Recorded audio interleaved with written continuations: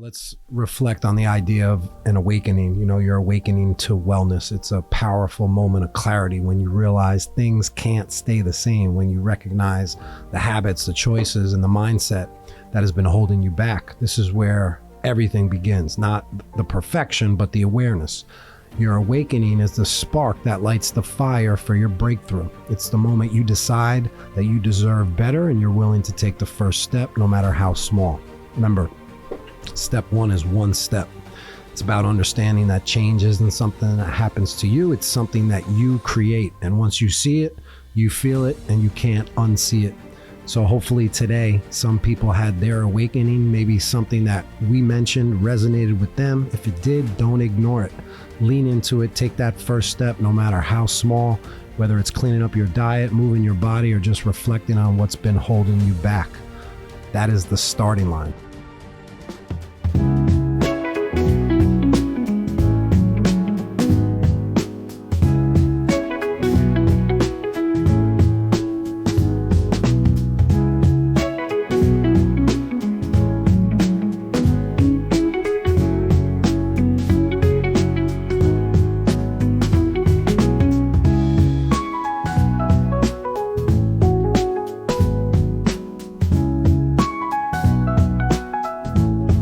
On a scale of 1 to 10, how excited are you to spend this moment with me? I've been looking forward to this all week. On a scale of 1 to 10. 100. 100, huh? Yes. I thought you were going to go in the 20s. That's great. 100. I love it. Yep. I love it. You know, I was super excited. I got out of bed like a kid who's going on a field trip. Yeah. You know? Yeah, I got up extra early. Yeah. You know, had to look at the sun, drink a coffee. Yeah. I'm excited. We've been talking about this for a while. Yeah. It's kind of long overdue. I feel like we've been, you know, discussing great topics and great content for a while, unrecorded, of course. Mm-hmm. I know you've been itching to kind of have this space and this platform. Yep. But I wasn't ready, Marc. I was not ready. You know, I wasn't sure for a while why we hadn't kicked it off, but it's clear now. Yep. I didn't have my breakthrough. Yep. I wasn't dialed in. Mm-hmm. You know, I feel like now I'm super dialed in and it feels amazing. It's transformational. On my end, that's what this is for me. This is kind of like my little breakthrough moment. We've always talked about like working on content, have a lot of information to give to people. So this is, I think, that moment for me to get this out and talk about stuff I know, stuff I experience, stuff I enjoy doing with clients. And so I've really been looking forward to this. And for me to be on this path, I have to be kind of level with you. And like I said, for a while I wasn't, but recently I just had my breakthrough. And that's kind of what we're here now. You know, we recently settled on like the name of our mission, Breakthrough Bros. For a while we were like Dialed In Duo. We wanted to think of like a catchy team name that incorporated family, because me and you are a brotherhood and we have this love, but also clean eating. And when we stumbled upon Breakthrough Bros, it has that initial love with the brotherhood, right? But the breakthrough moment, and that's really what I had. I had a breakthrough moment that changed my life forever. And now I'm on a new path. It feels amazing. And now I've built up enough legs and a foundation, a base of knowledge, and I've done the work to now where I want to help. Awesome. And that's where we're at, breakthrough now. So I figured we might as well start with my transformation. I think it's a great starting point. Because I woke up September 3rd, 2024, a different human being. Yep. I changed. I changed physically. I changed mentally. It's interesting that I could pinpoint that one day where it actually happened. Yep. I don't know what specifically changed it. I think it was a culmination of a lot of things. Yep.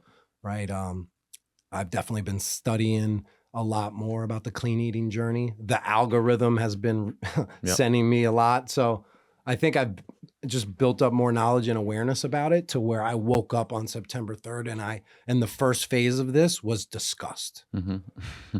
It was toxic. It was, but my eyes had changed. Like I saw what was around me. I saw what I was putting inside of my body. I saw what everyone else is eating on a daily basis, not even thinking anything of it. Yep. And finally I had a moment where I said, oh my God, what I've been doing is completely wrong and unjust for my body for my whole life, my entire life of eating. Yep. Now I know what I have to do. And I think you kind of said like I was Neo in the Matrix when he starts getting all the codes and the updates. Yeah, you get aware. You get aware. Yeah. You start seeing you're in the Matrix. Yeah. So after that initial disgust, just a sour taste in my mouth on the ride to work. Yep. But I knew that was it.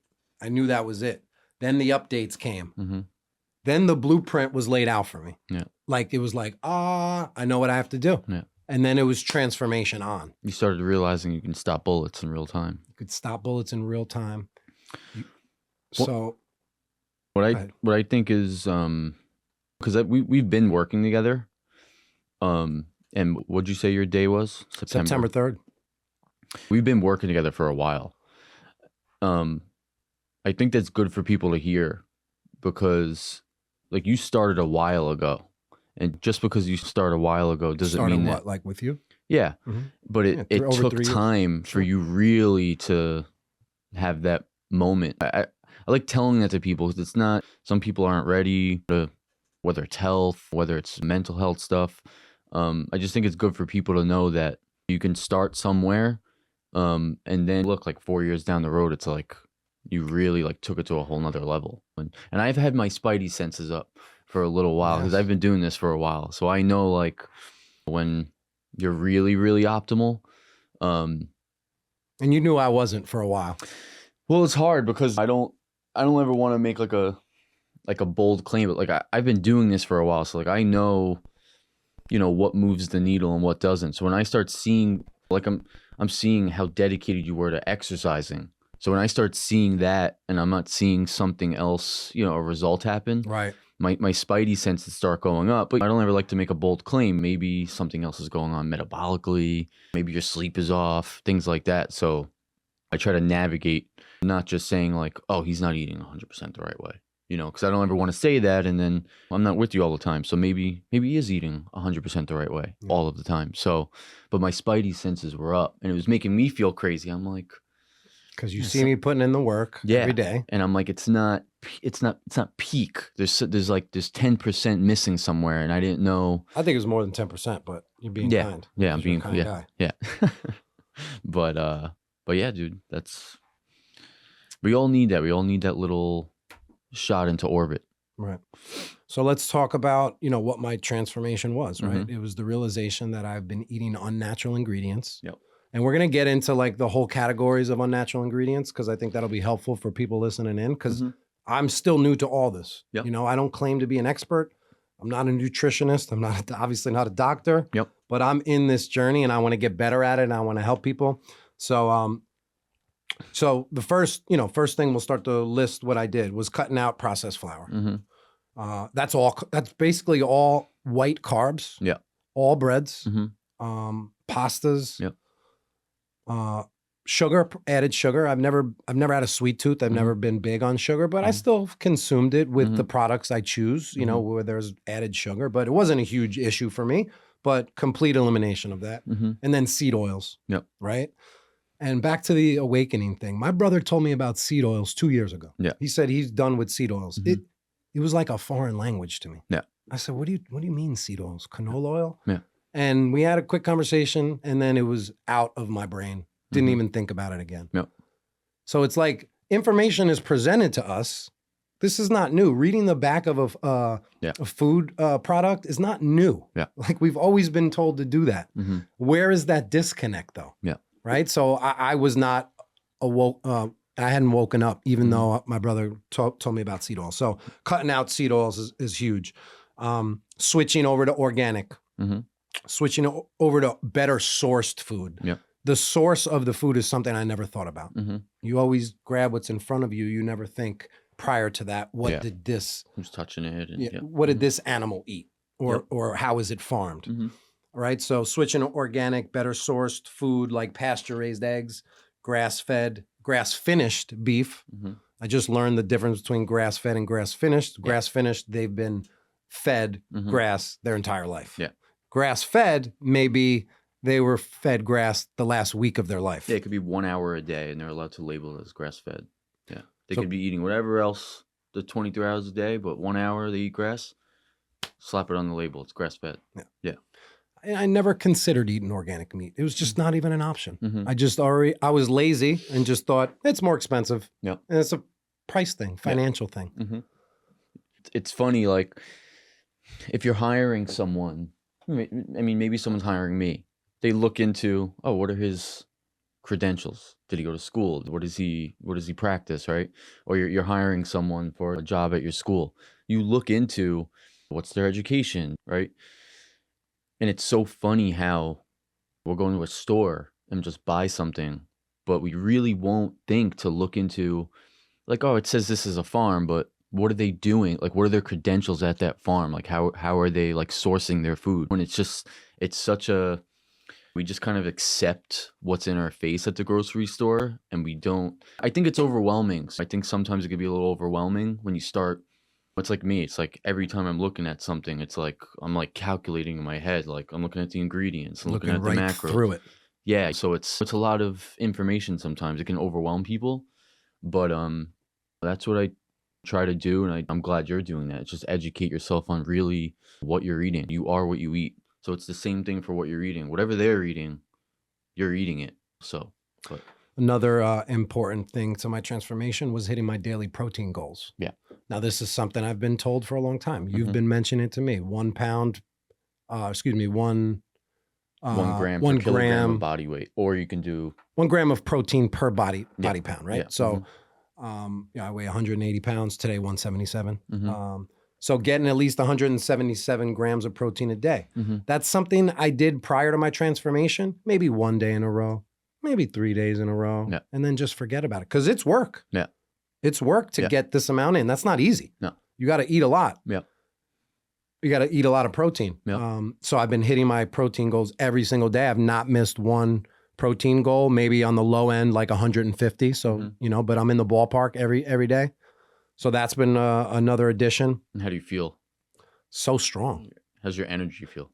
Here's the interesting thing. When I used to do Atkins back in the day, I was depleted of energy. Like day 2, day 3 of no carbs, shot. Yeah. I wanted to ask you, why do I have unlimited energy now if I'm not like carb loading or having excess carbs? It's hard to say because, like, I don't know, like, if you're doing Atkins and you're doing low carb, like, I don't know how much protein you were eating then. So if you, like, lower a whole bunch of carbs but don't replace it, like, see, you're replacing it now. Like, you're lowering the carb, but you're upping the protein. Maybe back then you were just stripping the carb out and just keeping the protein. And I'm assuming the protein you were eating then, especially on an Atkins diet, the narrative is much different. We weren't thinking like where's this piece of beef, like, where's this beef coming from? Where's this chicken coming from? Like, oh, I'm doing great on my Atkins diet as long as I don't eat carbs, but I went to McDonald's and I ordered a Big Mac and just took all the bread off, right? But it's usually because you're not feeling your blood sugar constantly go up and down and crash. And with protein, the reason why you're consuming protein is to activate a hormone, and it's GLP-1, which is glucagon. It's essentially why, like, Ozempic and Wegovy are so popular right now. They're injecting people with GLP-1, so glucagon, which tells your body to release the, like, energy that's stored away. So you're constantly feeling whatever is stored away go into your blood sugar, so you're feeling your energy better, and you're not crashing because you're constantly getting enough protein in to keep releasing the energy back out. Where the other way around, you keep eating carbs, you just keep crashing and keep crashing. I went through that in college, bodybuilding. Carbs are anabolic, meaning, like, they tell your body to store. So if you're ripping muscles up in a workout, you want to kind of keep storing things away so you're healing. What I was doing is much different than what you're doing. And I was eating like 400 grams of carbs a day, and I was crashing bad like 3 times a day, to the point where I thought there was something wrong with me, where, like, I had a nap 2 or 3 times a day, and it was just because I was crashing so hard from blasting my blood sugar and then insulin hitting, and then I'm crashing. But that's usually the symptom of, like, what you're doing. Your energy feels insane because everyone's used to eating a whole bunch of carbs in the morning, and it's like They're like, oh, well, I'm eating oats. I'm eating good carbs. Why do I still feel like I'm crashing? It doesn't matter. It's like if your blood sugar goes up and your insulin comes out and you drop, you're going to feel like tired by the time you get to work. And the only thing that kind of keeps everyone like at bay where they don't really feel that real result is the caffeine's, keeping their mood up. Love caffeine. Yeah, me too. It's amazing. I got rid of it for 5 weeks. It was torture. And I remember that. It was so rough. But yeah. So back to another reason why maybe I have a lot of energy also is the last piece to this is my fasting.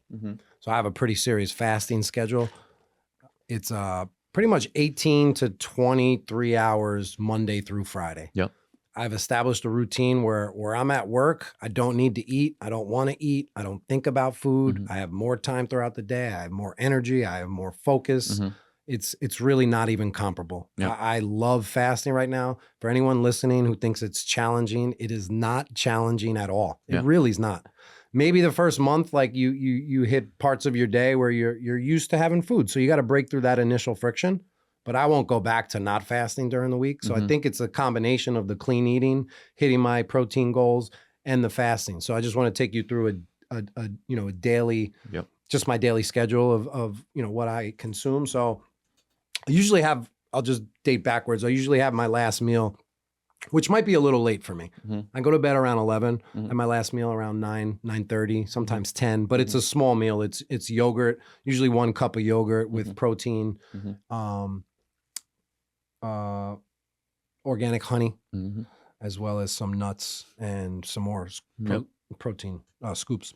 So wake up in the morning, I get my Relight hydration. You got me onto Relight. So putting salt in the water, magnesium, electrolytes as part of my daily routine. So I'll do that. And then an extra large coffee so in my to-go cup. I know it's extra large because I buy an extra large at Dunkin' in the afternoon and it fills right up. So an extra large black coffee, which keeps my fast going. So I drink that on the way to work, finish my coffee around 9 o'clock.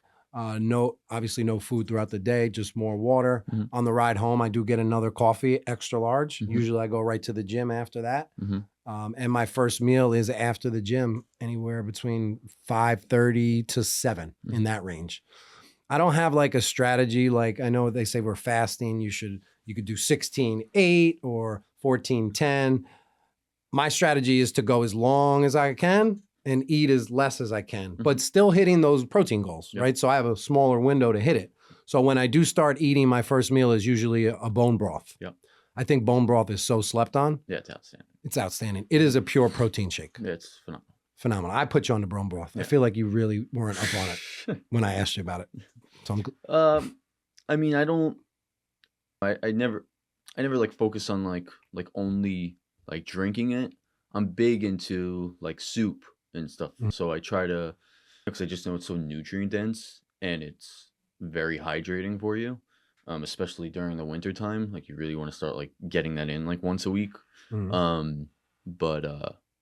I'd say I woke up a little bit more like, let me just drink some bone broth, but it's outstanding. It's outstanding. So I drink a big bottle. A couple different products is the organic bone broth from Costco. The best one on the market, I think, is Kettle and Fire. That's supposedly the cleanest one. It is way more expensive than the rest. And I do get one from Trader Joe's, which is organic, and there's a Wegmans organic one too. So I drink a huge, shoot it, room temp, like just shoot it right down.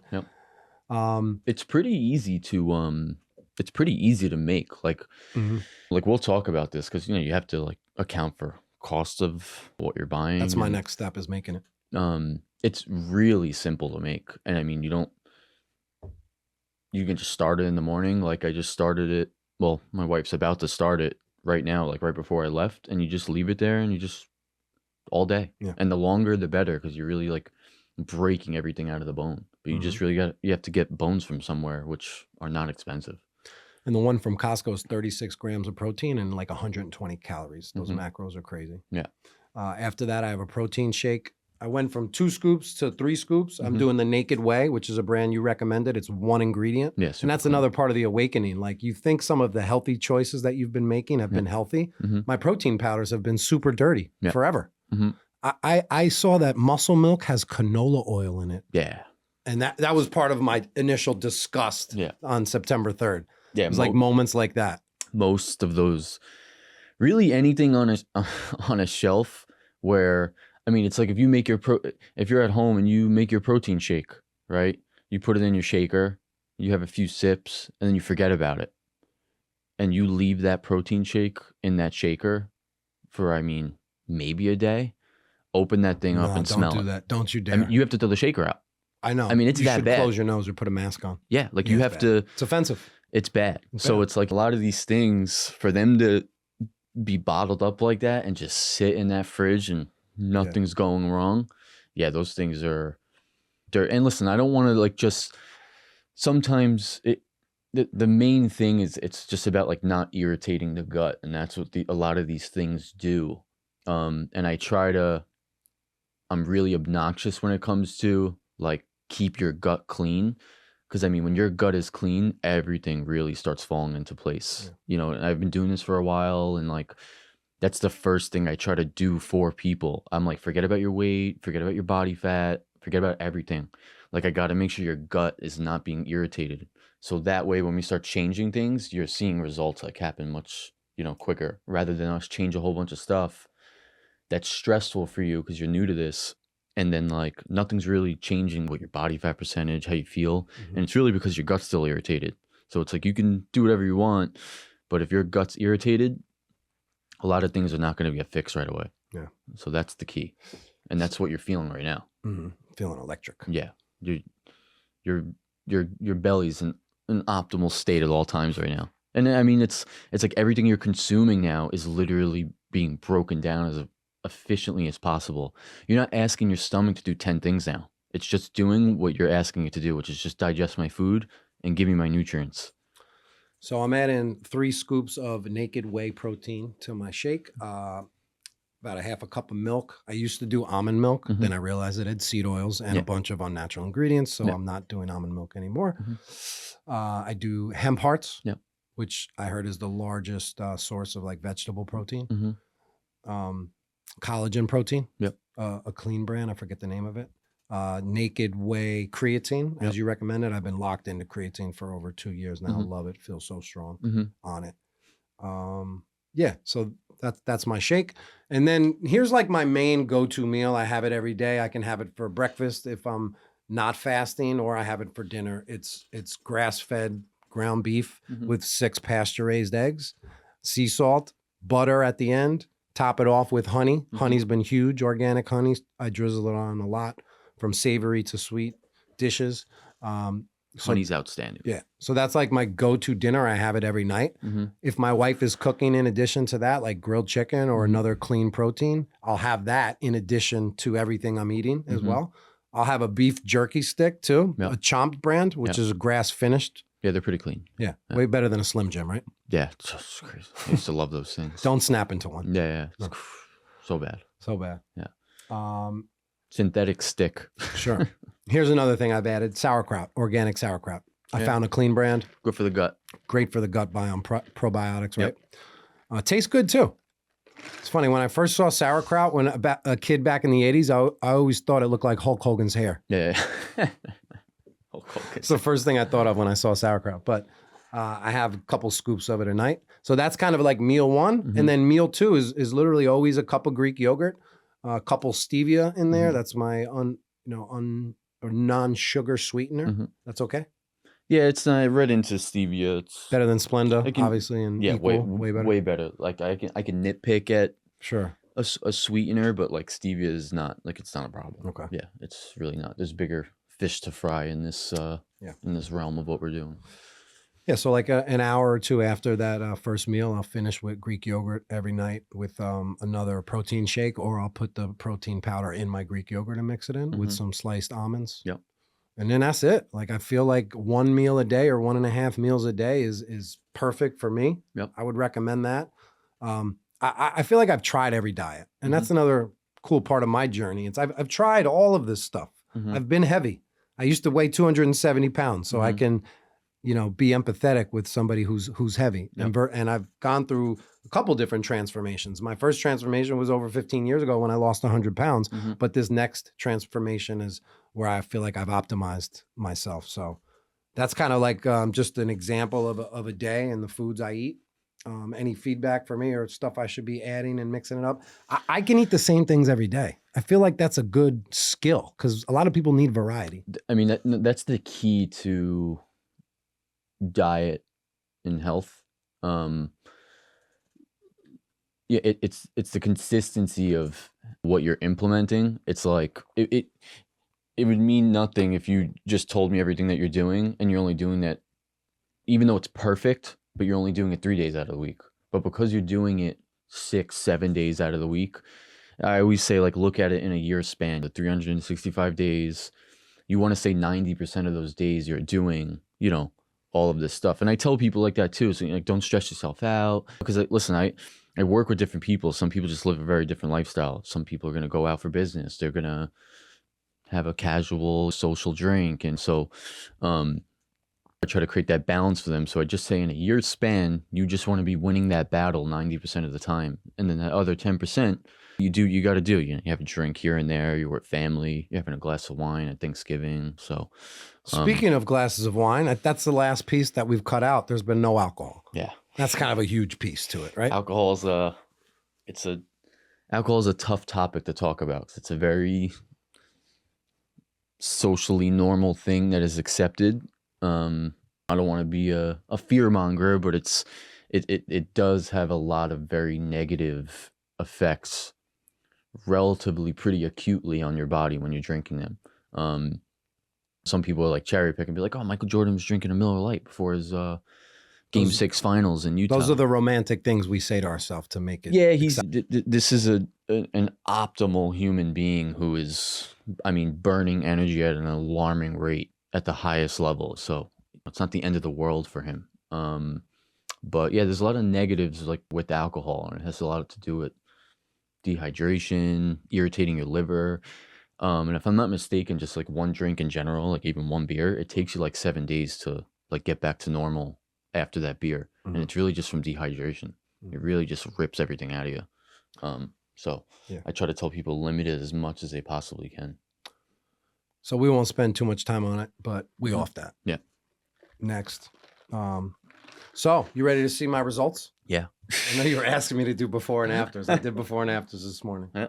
This is going to be the first time I show the internet Yeah. that I'm topless on the internet. Yeah, that's what I'm talking Ju- about. But because I want to inspire people that we're onto something. Yeah. Let me know what you think. Wow. Wow. So that's from August. This has been a short, 3 month. Wow. It's actually less. Yeah, Dude, I it's about knew 3 my months. spidey senses were up, dude. I'm like, now something's wrong here. Something's off. I mean, you look tremendous. I sent the other one that you've shown me.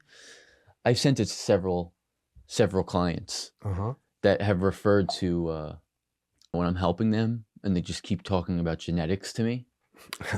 So that's one thing I realize is false. So I sent, like, listen, at the end of the day, your genetics you have a potential. Yeah, right? Good word.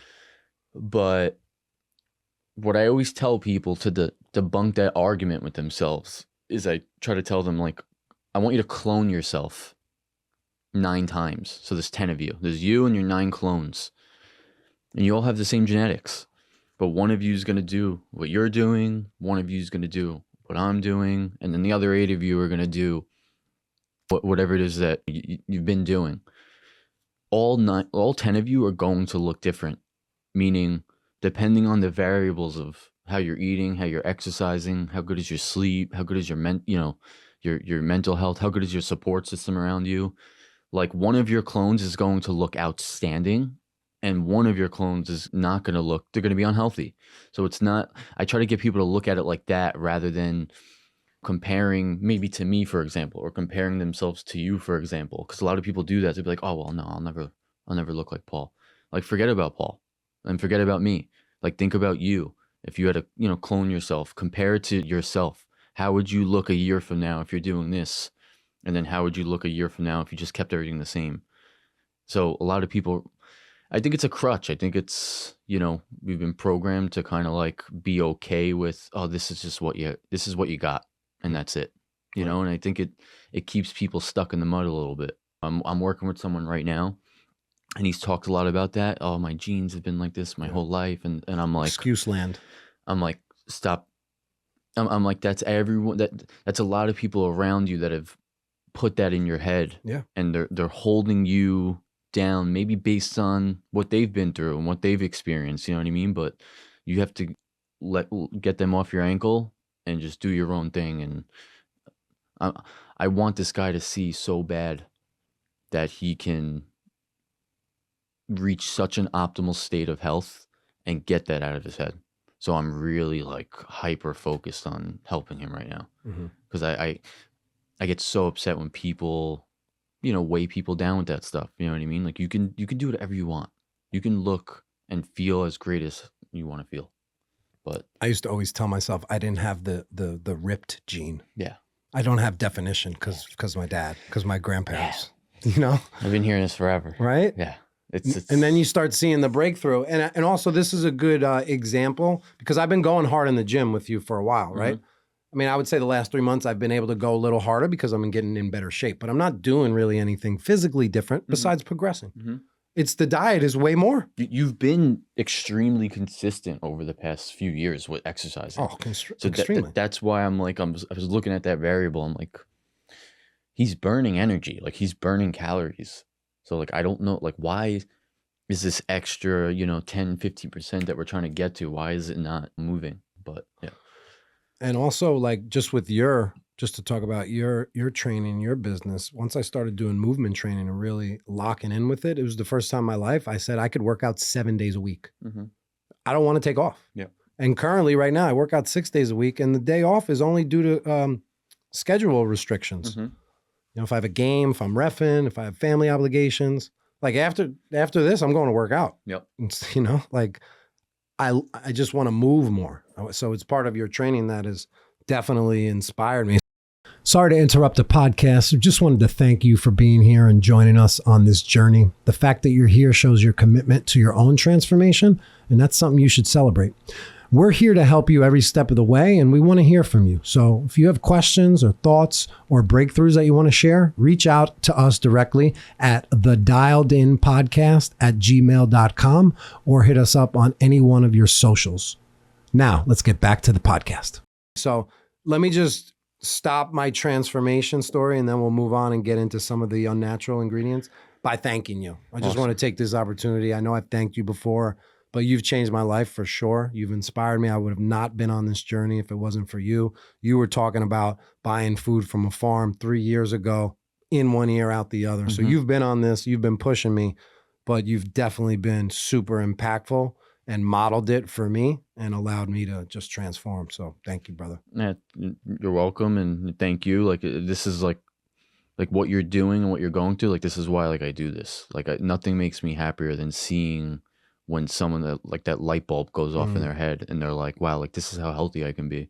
That's why I do what I do. I don't want I want people as relying on anything else but what they eat and how they exercise. So when you're 70 years old with quality, you're picking your grandchildren up and you're happy and you feel good. That's why I do this. So. This is the biggest change I've ever had in my life. Yep. Like this is the biggest shift in my 45 years. How would you say, the people around you, like good or bad? Like, how is it, like shock to them? Is it do they think you're crazy? Do they think you're No, I wouldn't say that. This is they're growing with me. We're all being updated with new information. There's a lot of time to make up for. But we're just trying to grow together, and I want to try to implement this obviously with my family and the fact that this is the reason why you do this and for a living, but this is also the reason why we're combining here, because we want everyone else to find their breakthrough and then eventually get dialed in. So let's go over some of the unnatural. So I asked ChatGPT because I wanted to know the different categories of unnatural ingredients, right? We know about pesticides, we know about fillers, but like, let's get a little more scientific. So I sent you that PDF document. We can kind of just go over it. I think it'll be helpful. It was very helpful for me. So there's like 8 different categories. One of them is agricultural chemicals. So what they spray on the food at the farm, that's the pesticides, herbicides, insecticides, fertilizers. Yep. Food additives are preservatives, colorants, flavor enhancers, sweeteners, thickeners, stabilizers, emulsifiers, anti-caking agents such as cellulose. Part of my awakening, I saw a video about shredded cheese. Yeah. There's sawdust in shredded cheese. Cellulose is sawdust. Yeah. So we're eating wood. Yeah. So I bought a block cheese that day. I'm not eating wood anymore. Yeah. Number 3 is processed ingredients like starches, like modified or synthetic food starches. And then hydrogenated oil, seed oils is huge. Yeah. The hydrogenated oil is usually where you're going to see a prevalence of like trans fats, which is pretty inflammatory in your body. The hard way, the reason why no one really like pays attention to it too much is because if trans fat is a 0.5 gram per serving in your food, on the label, they actually don't have to put that there's a gram of trans fat in it. Yeah. So as long as in a serving, and they can alter the serving size, as long as in that serving it's a 0.5 gram or under, they can just say, oh no, there's no trans fat in there. It's mind-boggling. That's why it's important for us to act on this information. We could spend all day getting mad at the system and getting mad at these companies, or we could just become aware and updated and navigate around that. Yeah. And that's what we're doing. Yep. Synthetic chemicals like artificial flavors, artificial colors, you know, like something like pickles that are in my fridge that I love. And you look at the macros, 0 calories. I love it. I love 0 calorie foods. Yeah. Yellow number 5, the last ingredient. Yep. Why am I eating yellow number 5? How do I justify that? How did I go blindly for so long doing this? It was not too long ago. Why didn't you tell me? It was not. It's hard, and like this is something that like I have to deal with. Like we all live in different areas, so maybe the grocery store that I'm going to, right, or the farmer's market that I'm going to, so I have access to a farmer's market, right?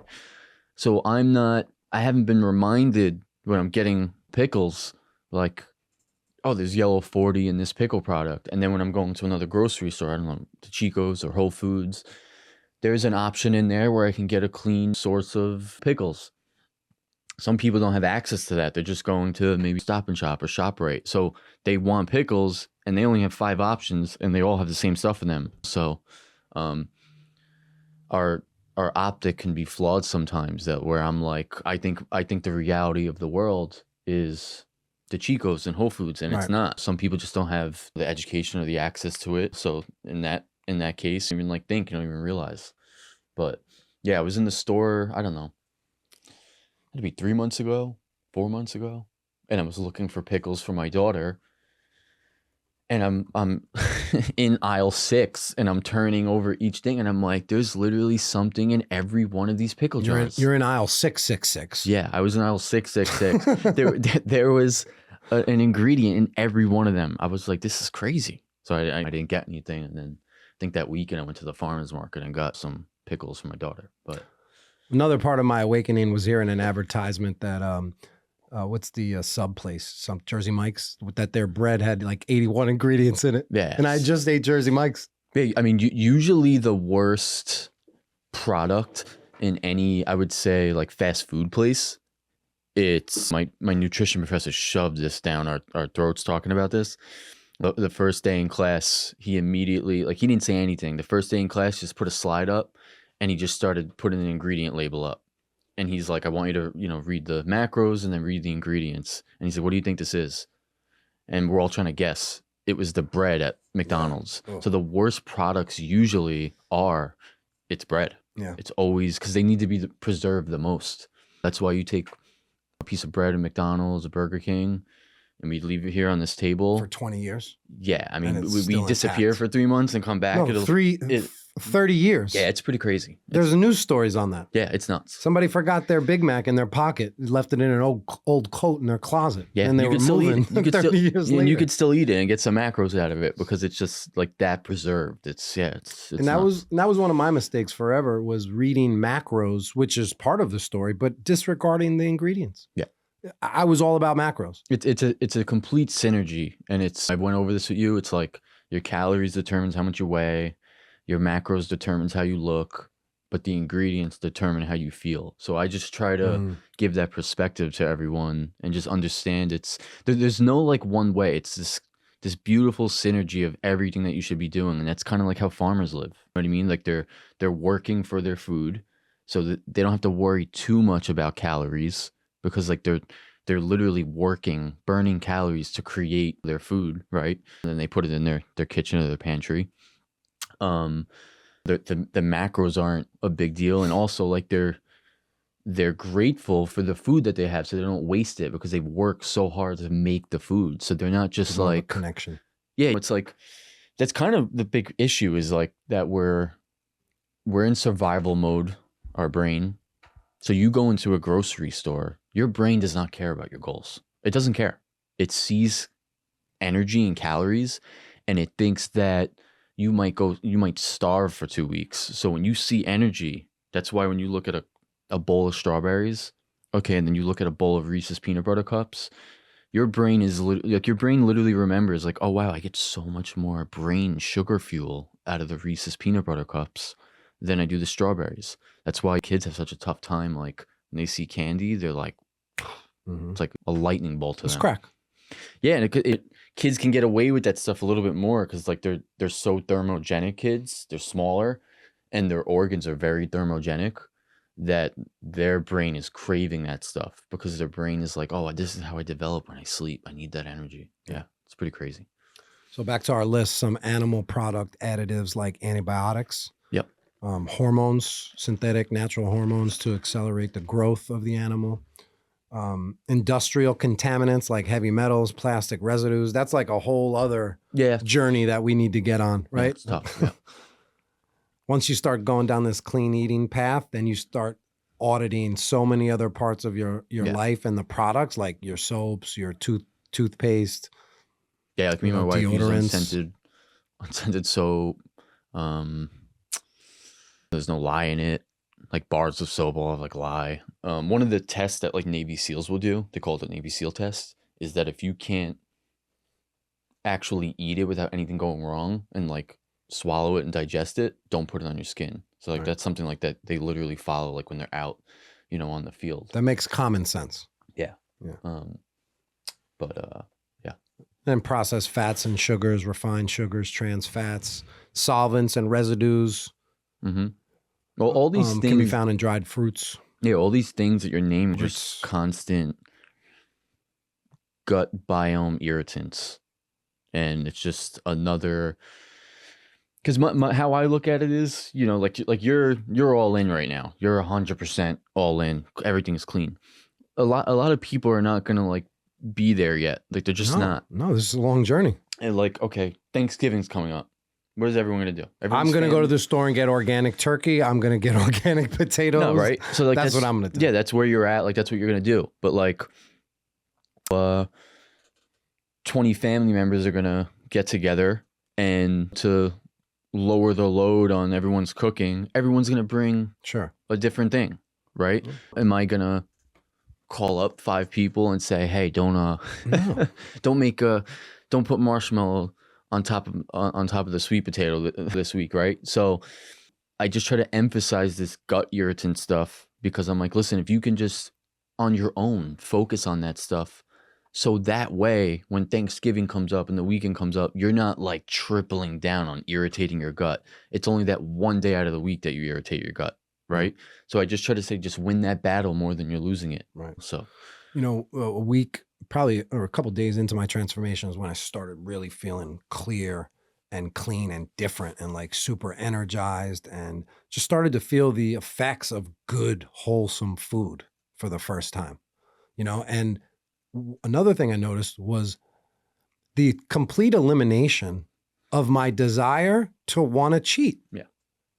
Because when you cut out all that crap, you don't fiend for it anymore. Like, we're addicted to this stuff. Yeah. There's no doubt about it. And you really don't feel the symptom of it as much when you're just in that. Like me, it's like I eat, if I eat something that's like bad, dude, I'm a mess. And like that's the response we should be having. Emotionally, you're a mess? No, physically. Like I'm like, I don't want to, like I feel nauseous. My stomach's bothering me. Like all my variables are so like calculated. Like you're seeing that now. It's like you know exactly like when you're gonna go to the bathroom, how many times you're gonna go to the bathroom a day, how your energy feels in the morning and the afternoon and at night. So that stuff, I think it's so important. Like I try to tell people, like when you're doing what you're doing, you start to see, oh, like that's the symptom of like, oh, we ordered out and the place is probably using who knows what seed oil, right? And frying things. So a lot of us have become numb to the symptom of what it's like to really eat like bad food. So you're feeling that feeling of how amazing you feel, and you don't want to go the other way ever again. That's how I am. My dad's birthday party last night, I snacked on little things because I knew how all the food was going to be. What did you snack on?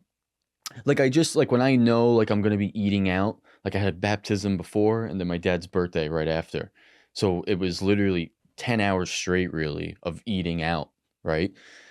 So, and I know that, like I know everything's not going to be clean. So I just keep the portion down on everything. You know, I just obviously eat a lot of protein. I don't eat a lot of carbs. But like dessert came out last night, and because I had like one Zeppeli at the baptism. You had a fried Zeppeli? Yeah, I had fried in seed oils? Yeah, I had one Zeppeli, right? So later on that evening when the cake came out, I didn't have cake. Like, so I just, because I'm always calculating in my head like, oh, well, I ate that earlier in the day, so I don't need that right now. I feel like I want to quit the show now because you had seed oils last night.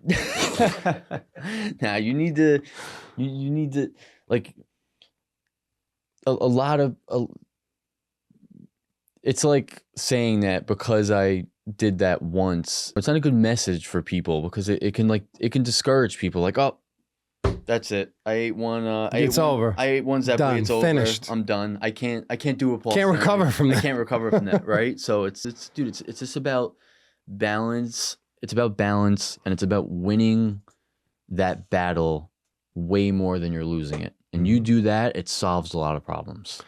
Another thing I want to touch on is like momentum and consistency. So before this 3-month transformation, I would put together like my strategy was clean weeks, even though it wasn't clean food. At the time, I thought it was clean, but good weeks. And then on the weekend, you know, we can have a cheat meal or two. But you can't do 5 days good, 2 days bad, 4 days good, 1 day bad, 7 days good, 4-day vacation bad. It's just, you're not going to see the results you want. And that's the other cool thing about eating clean and not cheating every day is every single morning you wake up in better shape. I'm going to be in better shape tomorrow than I am today. I mean, and I love that. That's like addicting. You want to keep that going. That's that. So momentum is so huge on this journey.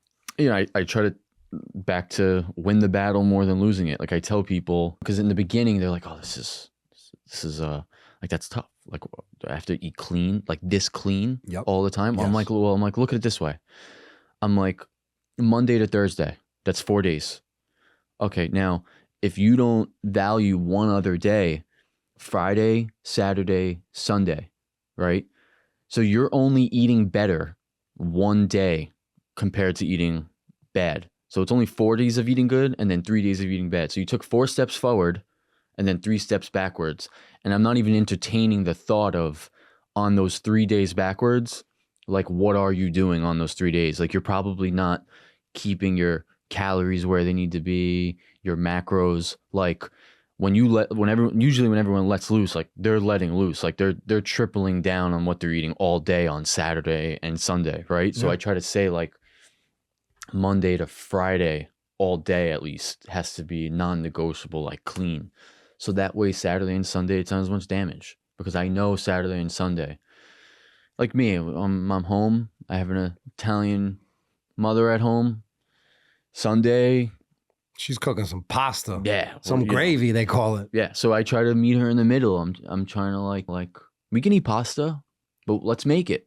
Let's make it fresh. Are you using organic flour? Yeah, yeah. When we make it, yeah. Gotcha, right? Yeah, just because like, then it wasn't sprayed with pesticides. Yeah. I mean, you look at or citric folic acid. Yeah, folic acid. It's really about like when you're eating things, you want to get as much nutrients out of it. So the more something is like processed and broken down to make it cheaper, to make it where you can ship it across the world and it not go bad, it's really, you start to strip it of its nutrients. Everyone's so focused on macros all the time, but you start stripping it of what did it get out of that soil. It's like you look at the health and diet in Sardinia. 70% of what they're eating is bread and pasta, but they don't. And sardines too, no? Yeah, I'm saying, yeah, probably, right? Yeah, the best sardines in the world. 100%. Gotta come from there. Yeah. And like, that's most of their diet, but they don't have the same things going on over there than here. All right, Mark, you got a little rapid fire segment. Why don't we hop into that? You kind of hit on the first one a little bit, but what's your favorite clean meal? I think I mentioned it. It's just the pasture-raised eggs with ground beef and the honey, organic honey on top. Yeah, that's up there for me. Yeah, I like that as well. Go to. Honey is outstanding. There's no more ketchup. There's no more barbecue sauce. No. Honey covers all of those. They do have clean ketchups. I know. But yeah, I know. Yeah. And I did buy a clean mustard because mustard has yellow number 5 in it. And mustard's another food. Like, 0 calories. Yeah. Great. Mm-hmm. Let's have as much as we want. Yeah. Yes, if it's clean. Correct. Next question, sir. One food you're going to miss. Nothing. Great answer. That's an honest answer. Because you know what I'm not going to miss? Having love handles and being flabby. There you go. What's the hardest ingredient you had to cut out? This has not been hard. At all. At all. Once I had my awakening and my breakthrough, all systems go. If you could eat one thing every day, what would you eat? The foods I'm eating. The foods I'm currently eating. The same ones. And please tell me I'll have them available tomorrow so I can keep this thing going.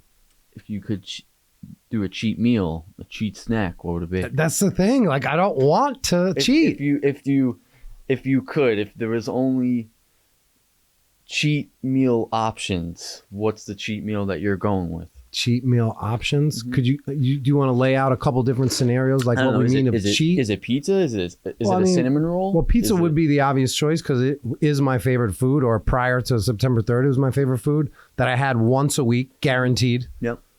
Sometimes more. Now I would probably say if I'm going to want pizza, I'm just going to make it myself, and I'm going to make it with cottage cheese flatbread. Cool. So I've done that. Yep. I like healthy modifications of like savory, soul food meals. Maybe not, soul food. You know what I mean?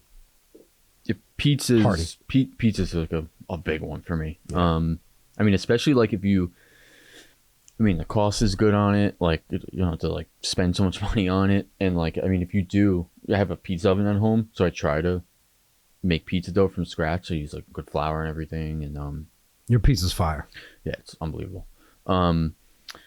It's pretty, like, it's not, especially if you're using clean flour, like it's pretty like good. I mean, you're getting, like I get good tomato. We have a tomato garden, so like I love what you're doing. We try to press the tomatoes, jar them up. So I mean, you're getting tomato.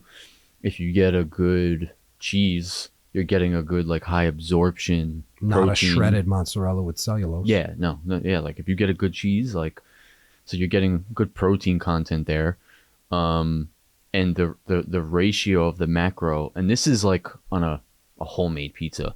I mean, you can even maybe find it at like if you find a good pizzeria. So I try to tell people, like, if you're gonna cheat, like, there you go. The cost is down, and don't have 4 slices. Have just 1 slice. Better than a deli sandwich. Oh yeah, that's what I'm saying. Like you're not getting the. I mean, most bread sources are so bad. Nitrates. You're not getting any nitrates from deli meats and stuff like that. So, like, I try to tell people, if you're gonna cheat, go grab a slice of pizza if you like pizza.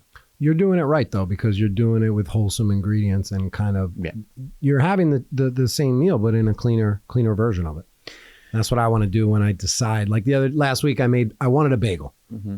I wanted a bagel, but I'm not going to go eat a bagel because I know it has processed flour and a bunch of other junk in it. Yeah. So I made my own almond flour Greek yogurt 2-ingredient bagel.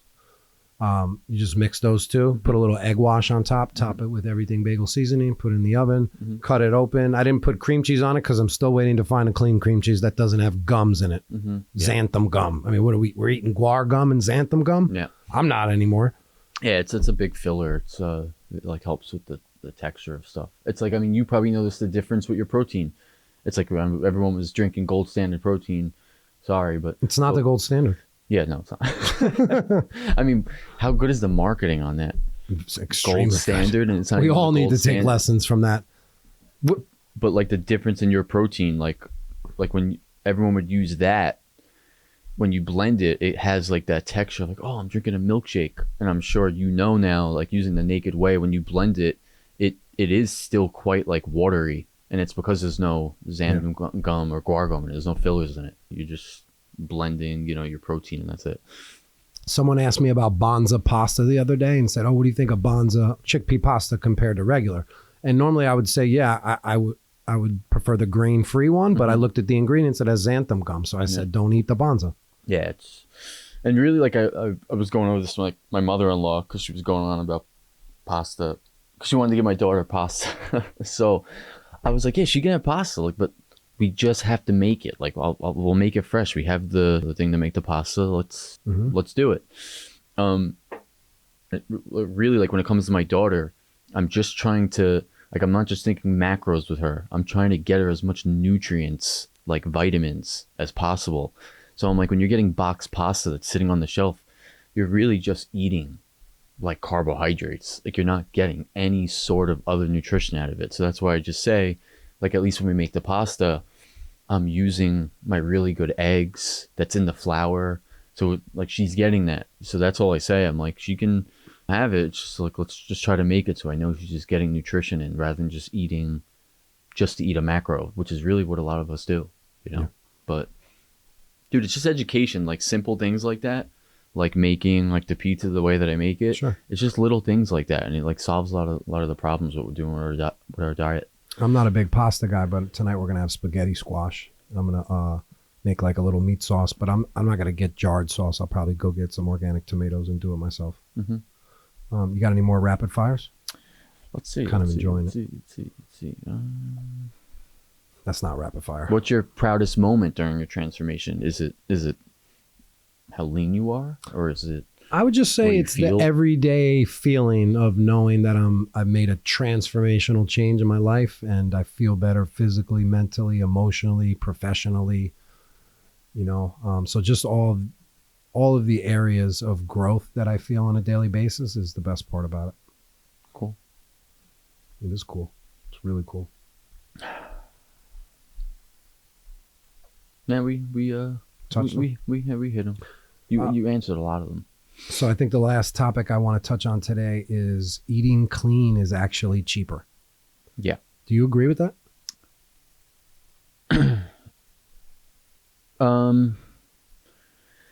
Yes, because when you start buying food, growing food, I don't know, you have a garden, and you start caring about it, I think that's a big problem. We don't really have a relationship with food anymore, and you just consume it at will. Whereas it's part of the reason why like cooking is so effective. When I cook and I'm using every fresh ingredient, I'm creating this beautiful plate of food that I'm proud of what it's going to taste like. I'm proud of how it looks. I'm proud of how colorful it is. And I love the feeling of looking at everyone like, hey, did you like that? Like, how good was that? Like, was it good? You're showing extreme gratitude towards your food. Yeah, I mean, it's just, I think we've gotten spoiled. I think we've gotten a little entitled.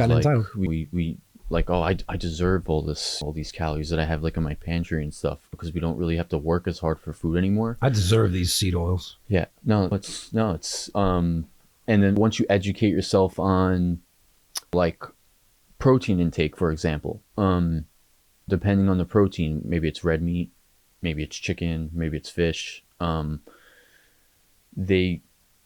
You need less of one or the other, like red meat, for example. Like, you don't need a lot of red meat because it is so insanely nutrient dense and it's hard to break down. So I'm not eating a pound of steak at once. So my cost is down because when I'm going to the butcher or the farm, I'm getting the amount that is going to perfectly feed the portion that I need, my wife needs, and my daughter needs. When you're getting stuff that's much cheaper, you're like, oh, I can get 4 pounds of ribeye rather than only 2 pounds of ribeye, right? So I find that when you start understanding the right portion of what you need when you're eating protein, you don't need to buy as much, and it lasts you like longer. Like I have a whole freezer in my, because I order from the farm. It's hard for me to keep getting, like, there's other farms in the area that I can go to, but I try to get from like a regenerative farm. So I order a whole bunch, put it in my freezer. I see the dilemma all the time, like with my in-laws when we're cooking. They're so used to making so much protein at once, and it winds up being wasted, not eaten, going in the fridge. Then another 2 days go by and someone doesn't even want to eat the leftovers. So I find that I'm cooking exactly the amount that we need, and I think that saves money in the long run. That's definitely one big reason for sure. Yeah. I just think we need to get better at valuing what we buy and eat now. People, it's like this room. There's a lot of valuable equipment in here, and we take care of it. Some people value shoes, so they buy a whole bunch of shoes and they keep them in the box and they put them on the shelf. We need to get back to doing that with food, that. You know? When like I was saying before, I lost my desire to want to cheat, and eating clean foods, you don't overeat. Yeah. I never overeat. And you can't pig out. And you go out less to eat because you're like, no, I don't want to eat from that place. I don't know what they're using and this and that. So yeah, I mean, I'm mostly eating what I got at home, and I'm like not trying to waste it.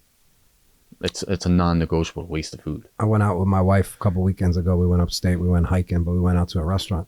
And I got a nice piece of steak, but they put fried onions on top of it. I took the onions off and I was patting down my steak to make sure none of the oil leaked onto it. But I didn't even feel good about eating the top part of the steak because I'm sure it had trivial amounts of seed oils. Yeah. But yeah, feeling satiated when you're eating junk, when you're eating chips, when you're eating foods that are highly processed, you're always hungry. Yeah. You're always hungry. Therefore, you're going to buy more. By me totally auditing my diet and eliminating 90% of the foods I was eating prior, that's going to cut down on my grocery shopping costs. Yeah. Also, like I said, I was eating pizza every week. We order from Villaggio's. We love Villaggio's, but I'm not going to be ordering from them anytime soon. Yeah. Right. So that's $100 plus every week. Yeah. And when you really focus on eating the right amount of protein, because it's so, you get so much reward from it, because your body has to work so hard to break it down, and that buys you time. That's why you're so satisfied when you eat protein. That's why your blood sugar is not bouncing like this, and your body's spending 2 to 3 hours just trying to break down the ground beef or break down the eggs. Eggs pretty easy to break down. But that's why it's so beneficial. It keeps you away from your blood sugar going up, then blasting down, and then you're like, oh my God, I need to eat something again. It keeps you much more balanced. Yeah. And when you're fasting, you've removed yourself from food, essentially. You're far away from it. So you're able to view it differently. Well, if to the nerd aspect of it, you have reset your hormonal response to food. That's what you're doing when you're fasting. You're resetting your hormonal response, because most people are abusing all of these hormones, and one of them is leptin. That's the hormone that you get when you ingest fat. That hormone tells you that you're full. If you keep abusing that hormone, like eating 20, 30 grams of fat in one serving, you're creating this baseline of that you need 30 grams of fat every time you eat to feel full. So when you fast like that, you're resetting that response. So now when you eat the amount that you need, you're full from it. That's the difference between you eat one slice of pizza and you're full, and then if I'm not paying attention to my serving sizes of fat, I can sit there and eat 4 slices of pizza and I'm like, oh, I think I want another one. That's leptin resistance, and a lot of people have that. Yeah. And just fasting the way you're doing fixes that pretty fast. Yeah. So yeah, it's a good thing to address. Yeah, and you've removed yourself from food, and that was one of the first times I realized, like, wow, we're really addicted to food. Like, we wake up every day, we have breakfast. Yeah. Then a couple hours later, we have lunch and then a snack. And it's once you get away from that, you realize you don't need that. You don't need to chase that. And and you also save so much time, right? Like when I used to prep my meals for the day, that's all I did for the first half hour of my day was I was in the kitchen prepping my meals, Tupperwares, cooking, packing things up. And then on the other end of that, obviously putting it away, cleaning it up, and then eating it at lunch, heating it up. So I'm spending so much less time on that. And it's just, it's great in a lot of different ways. So I highly recommend the diet I'm on, which is fasting and a high protein, clean diet. And like when you fast the way that you're fasting, what it's really good for, like I had a problem with this for a while, like with myself, was that like coming out of school, like I knew so much information and like how to be like optimal for performance that it started to literally create a crutch in my head that like, I'm like, if I don't have my carbohydrates maxed out in my muscle, I'm not going to work out as well. So I literally, my whole day revolved around, and I was bodybuilding, so like I can get away with this. My whole day revolved around, I have to get this carb intake in. I have to get this carb intake in because I need this fuel to work out really, really hard. And I got clouded by what I learned a little bit in school with that, like, this is what you need to do to be optimal.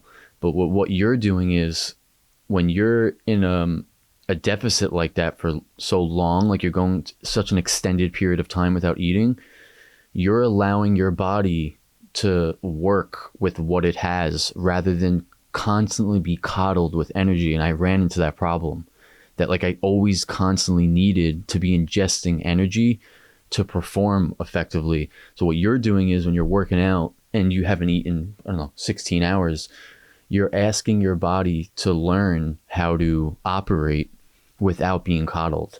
So that's why like you're tapping into fat storage, because you didn't just eat, even though it was healthy, you had quinoa you ate 3 hours ago. My mother says quinoa. Yeah, quinoa. Quinoa. Yeah, what some of the stuff my dad says? He calls it toilet paper. Yeah. Toilet paper? Yeah, he says toilet. Yeah.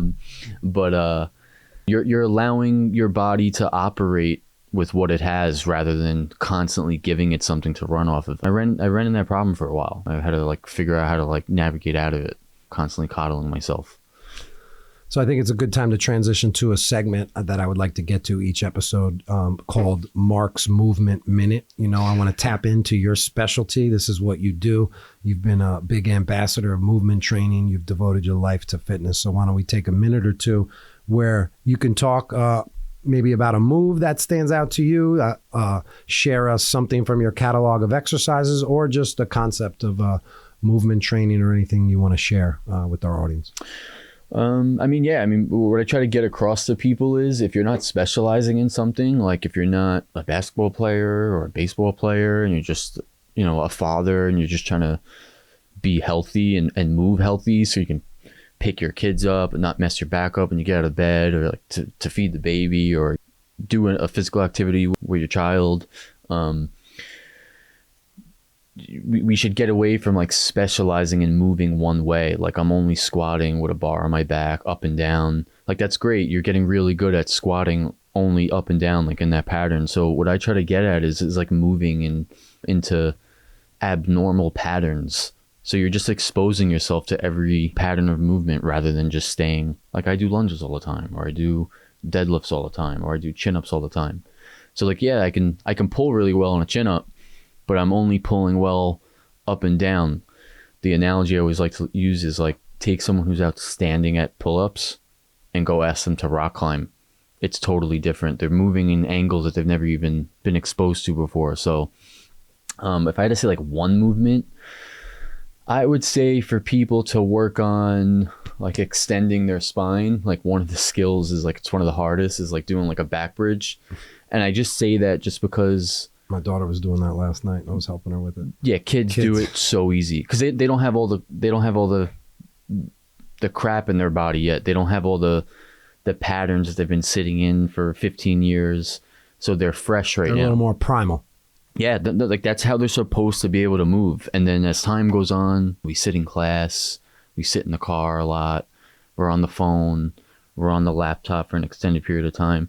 So if I were to say a movement that reverses the constant bad posture that we're doing, which is here, it would be working on extending your spine and getting into like a bridge. It's very, very hard, but there's regressions to that, like working on the wall maybe.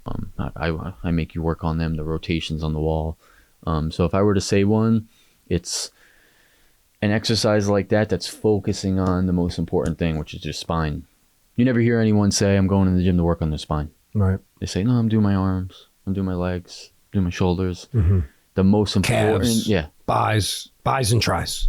The most important piece of your body, it's the center of everything. It's your spine, everything. Your arm can't move until it goes into your brain and goes down your spinal cord and hits a nerve and, oh, I'm going to move my arm. It's the most important part. I love the spinal wave move that you have. Which one? That you showed me. Just the the waves. Yeah. The waves. Yeah, there's a lot of different planes you can get into. That's like, to speak your lingo, that's like what I tell people. Everyone's so focused on their physical hardware, like on their body or like their computer, like, oh, how nice does my keyboard look? And what I try to tell them, stop focusing on that and focus more on the software, because like the hardware means nothing if the software doesn't work. And that's what we're here to give, software updates. Yes, exactly. What else you want to touch on while we're here, my brother? So I want to touch on, I don't know, I feel like we hit a lot of what we needed to hit.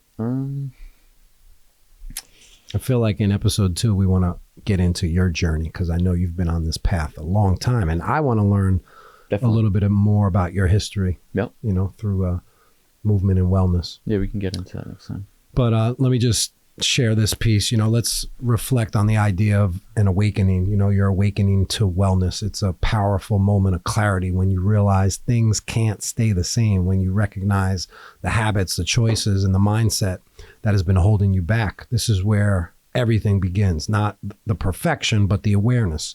Your awakening is the spark that lights the fire for your breakthrough. It's the moment you decide that you deserve better and you're willing to take the first step, no matter how small. Remember, step 1 is one step. It's about understanding that change isn't something that happens to you. It's something that you create. And once you see it, you feel it, and you can't unsee it. So hopefully today, some people had their awakening. Maybe something that we mentioned resonated with them. If it did, don't ignore it. Lean into it. Take that first step, no matter how small, whether it's cleaning up your diet, moving your body, or just reflecting on what's been holding you back. That is the starting line. So we really appreciate everyone who came on this journey with us today. I'm super excited for it. I think we're going to do some great things and help transform some people's lives. So yep. Thank you for spending this time with me today. And I think we should end every episode with simply, I love you, bro. I love you, bro.